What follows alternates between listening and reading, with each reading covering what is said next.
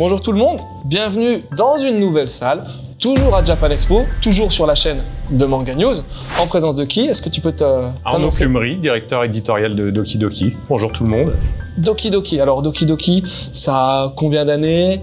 Quelles sont les particularités? Tu peux nous en parler un petit peu? Ouais. Doki Doki, en fait, c'est la collection manga de Bamboo Édition, qui est un gros éditeur de bande dessinée généraliste, tout public. Et depuis 2006, en fait, je m'occupe de Doki Doki, donc je suis à l'origine aussi de la création. Et pour l'anecdote, on a choisi ce titre, Doki Doki, c'est intitulé parce que c'est l'onomatopée en japonais qui exprime le cœur qui s'emballe suite à une vive émotion. Et comme en fait, dès le début, on s'est dit, on va partager nos coups de cœur de lecteurs. Ça correspondait à fond. Mieux. Et en plus, Doki Doki, on a remarqué que c'était sympa à prononcer. C'est super sympa. Il y en a qui disent Doki, Okidoki aussi. Donc, voilà, c'est marrant. Donc, Okidoki. Ouais, c'est comme il y a le jeu Doki Doki Panic, moi c'est comme ça que je connaissais cette onomatopée. Cette onomatopée. Ouais. À Japan Expo, qu'est-ce qu'on peut retrouver sur le stand de Doki Doki, dis-moi? Déjà, on peut retrouver... Alors, je pourrais dire plein de super mangas en premier, mais j'ai envie de dire qu'on retrouve une super équipe. Super équipe? J'ai envie de parler des gens avant de parler des livres, parce que les gens se rendent pas compte, les lecteurs se rendent pas compte forcément de tout ce qu'il y a derrière le manga qu'ils lisent. Et en fait, sur notre stand, on a des membres de l'équipe éditoriale de Doki Doki, mais on a aussi des traducteurs et traductrices. On a aussi des jeunes qui sont passionnés par nos lectures et qu'on a recrutés pour l'occasion. Donc en fait, en gros, pour moi, non, on les... Ah ouais, c'est encore mieux alors là. Ils sont rémunérés. On va pas non plus exploiter tout le monde. Non, en fait, ce qui se passe, c'est que le point commun de Doki Doki, je pense, c'est la passion. Et donc, moi, je suis passionné, je cherche à m'entourer de passionnés et à publier des livres pour des passionnés. Et maintenant, je peux vous parler des livres. Ouais. Sur notre stand, en fait, on va retrouver évidemment toutes nos séries les plus connues. D'accord. On va retrouver par exemple Sunken Rock, qui est notre figure de proue depuis des années.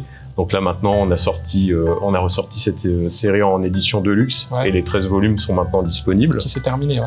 Voilà, c'est terminé en 13 volumes.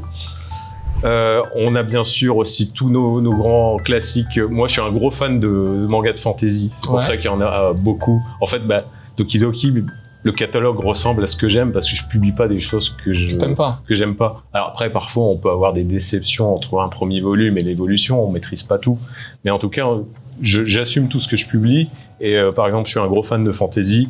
Je suis un gros fan il y a de l'action avec Sunken Rock, j'en ai déjà parlé.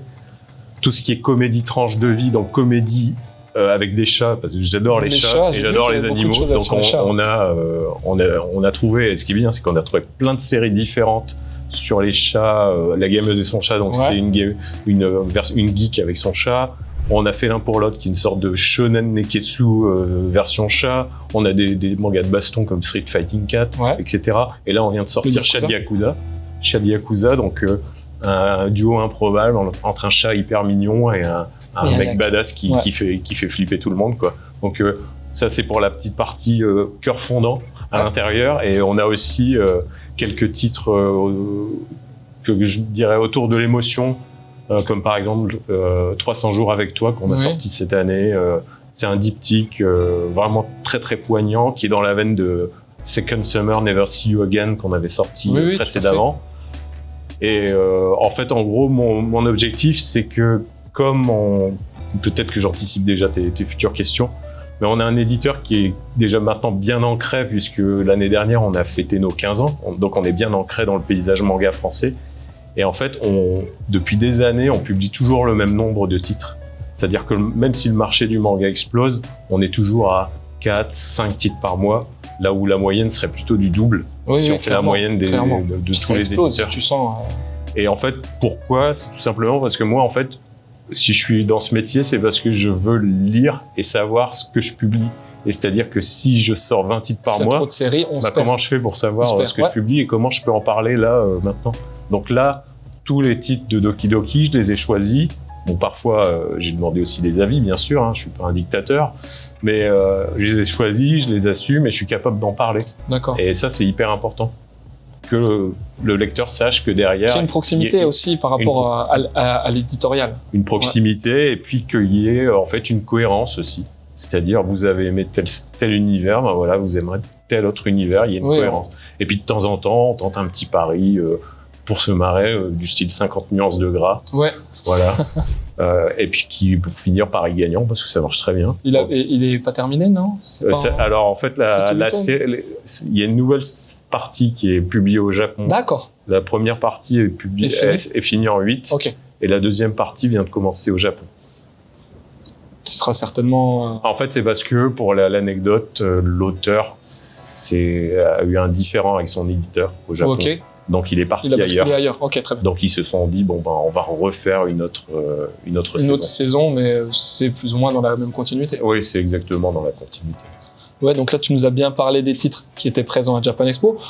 Sur cette année, les faits marquants, les sorties marquantes de 2021-2022? En fait, c'est la chance qu'on a, c'est que on a bien sûr des séries historiques qui marchent très fort, hein, comme Rising of the Shield Hero, Mushoku Tensei. Oui, ça a été des gros cartons, ouais. Puis avec les animés, ça a vraiment bien boosté derrière. Donc on a vraiment des titres qui tournaient déjà très bien. Et en fait, à l'image du marché du manga qui explose, on a la chance que tous les titres que là on propose, les nouvelles séries, elles marchent vraiment très fort. Ouais. Et nous, étant donné qu'on a si on publie par exemple 60 titres par an, on peut pas sortir 60 nouvelles séries. Donc en fait, on va être à 10-12 nouvelles séries maximum par an. Oui. Donc ça veut dire qu'il faut vraiment bien les choisir. Les choisir correctement, ouais. Et la chance qu'on a, c'est que même si on a proposé des choses assez différentes, elles ont toutes trouvé leur public à un moment donné. Par exemple, dans le registre fantasy / isekai, on a sorti The Eminence in Shadow, qui est un très gros carton. Il est déjà au niveau de Rising of the Shield Hero avec moins de tomes. Et je pense qu'avec la sortie de l'animé, ça va encore plus booster la série. Donc les gens ont vraiment accroché à cette série. On a In the Land of Leadale, qu'on a sorti dans la foulée, qui a eu un animé, qui est aussi un isekai, mais plutôt feel good, plus slow, etc. Toujours fantasy, on a Le Prince Alchimiste. Là, un isekai feel good. Moi, ce qui me plaisait dans l'histoire, c'est que le héros, il avait un grand cœur et son but dans la vie, c'était de nourrir son peuple en apprenant l'alchimie et en faisant des champs de blé. Et c'est quand même bien, mais ça n'empêche pas qu'il y ait des aventures. Et je trouve que c'est sympa, ça apporte de la diversité. En juillet, donc là pour Japan Expo, on a un tout dernier qui s'appelle Yasei, un tout dernier isekai qui s'appelle Yasei no Last Boss. Et donc là, c'est une série qui cartonne au Japon, qui a déjà 1 million d'exemplaires vendus, je crois. Et là, on va dire, pour simplifier, c'est comme In the Land of Leadale, mais version badass. Ok. On va dire que c'est le pendant vraiment plus dark. Donc ça, c'est pour la partie fantasy. À côté de ça, on a sorti Appare Ranman, d'un auteur très coté et très très bon. En 2 tomes, c'est ça, hein? C'est en 3. En 3, ouais, c'est une petite série. Voilà, c'est ça, une petite série qui en fait, c'était un animé à l'origine. C'est de la course, c'est ça, hein? Ouais, c'est ça. Une course un peu les fous du volant, quoi. On en a parlé en Mangado et justement j'ai fait le parallèle avec... C'est vachement fun en mode western, il y a un côté Wild Wild West, etc. Et donc c'était un animé qui a été transposé en manga, et ce qui est intéressant, c'est que comme l'auteur du manga était dans le projet de l'animé, il peut maîtriser un peu ce qu'il veut mettre comme élément. Et puis en plus, ce qui est intéressant aussi pour nous, c'est que c'est une série terminée en 3 volumes, et ça permet aussi d'avoir des séries courtes, parce que on sait aussi que les lecteurs ont besoin de séries courtes, et qu'on fasse pas que des séries à 20-30 volumes. Il n'y a pas tant de ça de séries longues. Non, mais en fait, les isekai, en fait, ont plutôt tendance à être longs. Oui. Et puis on sait pas encore. Par exemple, si Yasei no Last Boss, je l'ai signé, c'est parce que l'éditeur m'a dit que ça devrait faire 15 volumes. D'accord. Total. Donc pour moi, ça me semblait raisonnable. Ça reste des... Ensuite, si je continue sur la lancée, on a eu une petite parenthèse en avril émotive avec 300 jours avec toi. Donc manga poignant, une histoire d'amour impossible où le héros arrive à voir le nombre de jours qui restent à vivre de la fille dont il s'est épris. Et on sait que ça finira pas bien, mais comme il est étudiant en médecine, il va tout faire pour l'aider. C'est bien. Et ça arrache nos petits cœurs. Et c'est très beau. Et en plus, même si on sait déjà comment ça va, quelle est la fin, on est quand même surpris par les rebondissements, le dénouement. Et il y a même à la fin un petit clin d'œil poétique que je peux pas dévoiler, bien sûr. Il faut pas. Mais en tout cas, vraiment très, très bien. Et la série a vraiment trouvé tout de suite son lectorat, quoi. Donc ça, c'est vraiment très cool. Il y a eu Sao Tomé aussi. Sao Tomé, ça c'était l'année dernière. C'était fin d'année dernière plutôt, non? Écoute, là on est déjà au 8e, donc ça veut dire que c'était l'année dernière. D'accord. Tu vois, je voyais ça. Sao Tomé Love Unboxing, qui est une histoire de romance autour d'un couple dépareillé, une boxeuse, une fille baraquée plus grande. Elle a des sacrés abdos, hein. Ouais. Et ça aussi, c'est une comédie assez fraîche. J'ai attendu, en fait, je l'avais à l'œil depuis longtemps, puis j'ai attendu savoir qu'elle se terminait au 10e volume pour la signer. Pour la signer. Parce que je savais qu'il fallait pas non plus que ça soit trop long. Les promeneuses. Alors voilà. Et au niveau aussi des grandes bouffées d'air frais. Celui-là. Les promeneuses de l'Apocalypse, qui tapent dans l'œil de beaucoup de gens. Et en tout cas, moi, dès que je l'ai vu, j'ai sauté dessus. Parce que, donc, en fait, pour vous pitcher le truc, c'est Japon post-apocalyptique. Donc, a priori, on peut se dire que c'est un univers super glauque, etc. Mais pas du tout. Il y a 2 filles qui prennent leur moto et qui sillonnent le Japon, dans le Japon post-apocalyptique, et qui redécouvrent le Japon en prenant leur smartphone. Donc, elles ont un équivalent d'Instagram et elles regardent le décor avant et le comparent après. Ouais. Et en fait, elles vont se retrouver dans des quartiers emblématiques, par exemple, de Tokyo, mais où la nature a repris ses droits, avec des animaux partout, tout ça. Donc il y a un côté poétique en même temps. Ça peut faire réfléchir aussi sur la civilisation. Carrément. Et franchement, ce que j'aime beaucoup aussi, c'est que ça m'a fait penser à Dédale, qui a été un de nos succès aussi. Oui, ça a été une grosse réussite. Et Dédale, en fait, c'était 2 jeunes filles projetées dans un monde labyrinthique, quelque part, un peu genre jeu vidéo, et elles se départaient jamais de leur bonne humeur. Et en fait, c'est ça dans les promeneuses de l'Apocalypse, malgré le contexte. Il y a ce côté positif, malgré les voilà, elles ont envie de découvrir, elles ont envie de savoir. Alors certes, c'est pas joyeux, de voir des trucs, des choses ravagées, mais en tout cas, ça titille vraiment la curiosité. On a envie vraiment de les suivre et de savoir ce qu'elles vont découvrir. Et franchement, ça, gros coup de cœur là-dessus. Et tu nous as pas parlé, mais il y a un petit magazine particulier aussi à trouver. On a, chapeau à toute l'équipe Doki Doki, et j'englobe aussi les traducteurs dedans, parce qu'on a sorti Doki Doki Mag, là, c'est sorti la semaine dernière, début juillet, et en fait, c'est un magazine de 200 pages, grand format, avec des pages couleurs à l'intérieur. Ouais, en plus. Et on y retrouve des extraits de nos nouvelles séries. On y retrouve en plus des interviews des auteurs de ces séries. On y retrouve parfois des dessins de ces auteurs de ces séries qui nous ont fait spécialement pour l'occasion. Comme on veut mettre aussi à l'honneur les traducteurs, on a des interviews de traducteurs qui expliquent la méthode de travail et comment est-ce qu'on travaille sur un manga. Donc ça, je pense que les personnes qui souhaitent découvrir les coulisses, l'envers du décor, vont être intéressées par ça. Et puis, on a des petites news, des petits concours aussi, des choses comme ça pour faire gagner des figurines. Donc, c'est un tellement beau produit que certaines personnes n'osent pas le prendre alors que c'est gratuit. Ils pensent qu'ils vont le payer. Donc, si vous voyez Doki Doki Mag, prenez-le, allez-y.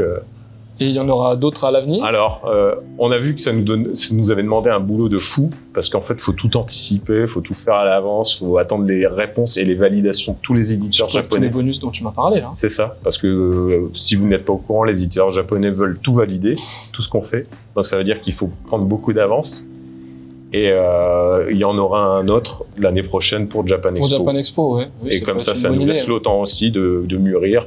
Mais bon, déjà, maintenant, on a acquis la méthode de travail, c'est bien. Oui, c'est sûr, une fois que les plâtres ont été essuyés. Voilà. Par rapport au projet à venir, chez Doki Doki, au moins jusqu'à la fin 2022, tu as des petits titres dans tes cartons? On a des titres sur... justement, dans le Doki Doki Mag, on dévoile une nouvelle série qui sortira en octobre, qui s'appelle Coffee Moon. Okay. On a déjà lancé la bande-annonce, donc si vous voulez la regarder, n'hésitez pas. C'est un univers que j'ai vraiment craqué dessus. C'est vraiment hypnotique. Imaginez une ville où il pleut tous les jours avec un dessin entre le gothique, le art déco, le Gotham City. Ouais. C'est sombre alors. Sombre, mais en même temps élégant. Ça n'empêche pas, vous allez me dire. Ouais. Et en fait, on suit les aventures de Pieta qui vit la même journée tous les jours pour pendant 1033 fois. Ça fait beaucoup. Voilà, c'est ça. Et c'est le jour de son anniversaire. Et le truc, c'est que elle finit par se dire, bon, ok, c'est ma routine, je vais m'en contenter, je vais me rassurer avec ça.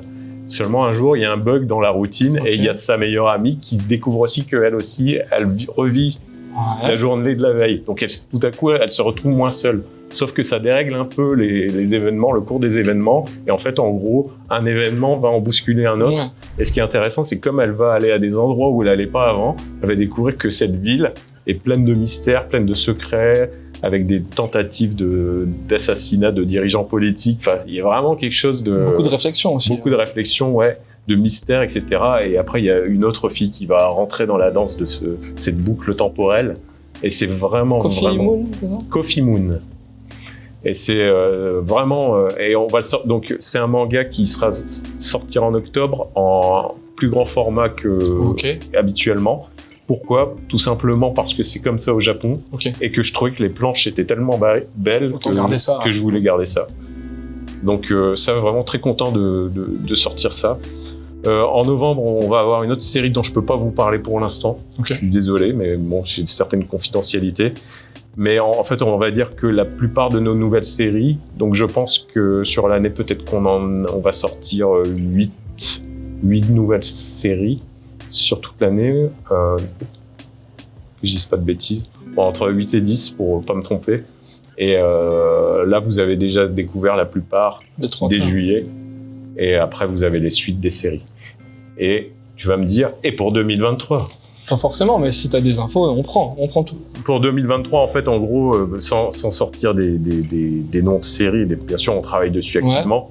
Là, une des difficultés aussi, c'est que le milieu du manga étant devenu tellement concurrentiel, qu'il faut vraiment se battre comme des fous pour obtenir les séries qui nous plaisent le plus.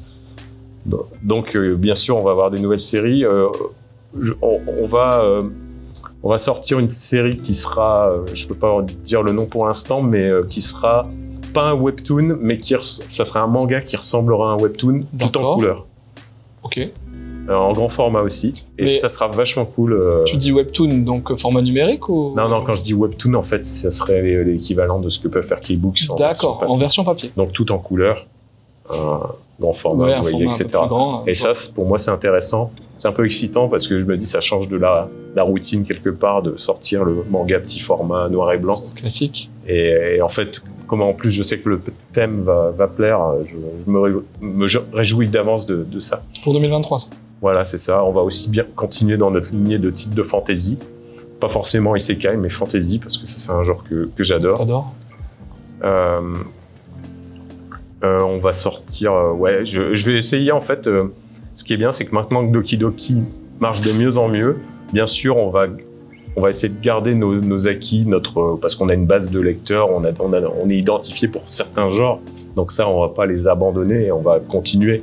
Et je vais essayer de faire en sorte qu'on répète pas toujours les mêmes histoires. Parce que si on prend les isekai, on peut dire il y a 50 histoires qui sont exactement pareilles. Sauf qu'il faut essayer de trouver la spécificité entre les autres. Donc ça, on va s'y atteler. Et puis, je vais m'autoriser en fait quelques petits paris ou quelques petites choses un peu différentes. Tout à l'heure, je t'ai cité que un jour j'avais voulu changer un peu et sortir 50 nuances de gras pour me marrer un coup, etc. C'était pas vraiment dans la ligne de ce qu'on faisait, et ça a trouvé son public. Et là, je m'interdis dans un autre registre, je m'interdis pas de sortir d'autres genres, même pour un public plus CNN, un peu plus décalé. Pas forcément décalé, mais en tout cas. On va dire, je pense que ce qui est bien, c'est que dans le manga, maintenant, le public, il y a vraiment la démographie est très large. C'est-à-dire qu'avant, on s'adressait essentiellement qu'à des jeunes, et maintenant, les jeunes d'avant, c'est vieux. C'est nous. Oui. Voilà. Donc en fait, en gros, on peut toujours continuer à sortir du manga de petits chats mignons et sortir un truc un peu plus dark derrière, parce qu'on sait que les lecteurs sont au rendez-vous, quoi. Je tiens à préciser que je suis plus jeune que lui quand même. En quelques années. Ouais, mais c'est parce qu'il a fait une retouche vidéo, alors vous fiez pas. Eh ben écoute, c'était un plaisir de t'avoir reçu ici. Merci à toi. Merci tout le monde.